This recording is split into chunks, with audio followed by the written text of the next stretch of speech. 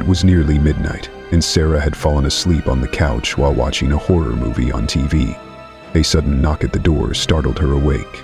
Rubbing her eyes, she glanced at the clock. 12:03 a.m.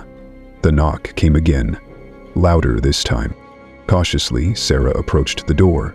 She could see the shadow of someone standing outside beneath the doorframe. She leaned in to look through the peephole. A shadowy figure with glowing eyes stood outside. A chill ran down her spine, but before she could react, a whisper broke the silence. "I know you're there." Her heart pounded as the doorknob rattled violently. Suddenly it stopped. Sarah stepped back, trying to steady her breathing. That's when she saw it, a shadow passing through her door. It started moving towards Sarah. Gripping her phone, Sarah turned on the lights. The shadow vanished, leaving her alone, or so she thought. From that night on, Sarah never felt truly alone in her home. Fleeting shadows and faint whispers became a constant reminder of the midnight visitor. She always believed the incident was caused by the horror movie she had watched that night. The movie had attracted something sinister, and now she was paying the price.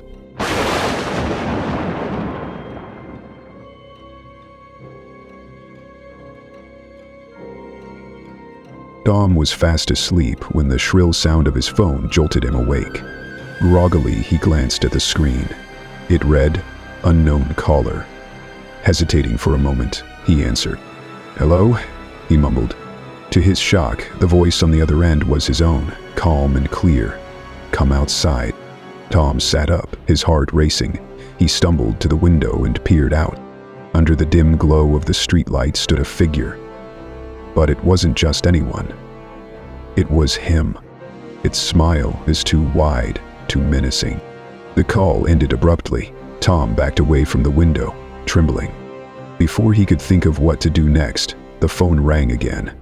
Gathering some courage, Tom glanced out of the window again. This time, when he looked outside, the figure was gone. He sighed in relief, brushing off the thoughts as if it were just a nightmare. The calls stopped after that night, but the feeling of being watched never left him.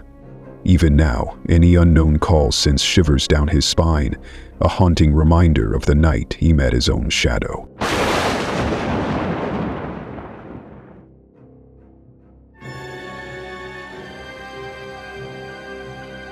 Danny was just 8 years old when it happened. He had been playing with his action figures in his bedroom, surrounded by scattered toys. Out of nowhere, the light flickered and went out. Danny froze as a voice from under the bed whispered, "Come down here." He couldn't believe what he'd heard. Slowly, he leaned over the edge, peering into the darkness. What he saw made his blood run cold. His mother's face stared back at him, pale and wide-eyed. "Come down fast," she whispered urgently. Danny sat frozen in place, unsure of what to do.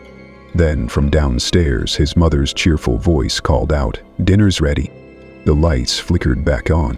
When Danny looked again, the space under his bed was empty. That night, he left his toys where they were and ran straight downstairs. Even now, years later, Danny never leaves his bed without glancing underneath, just in case.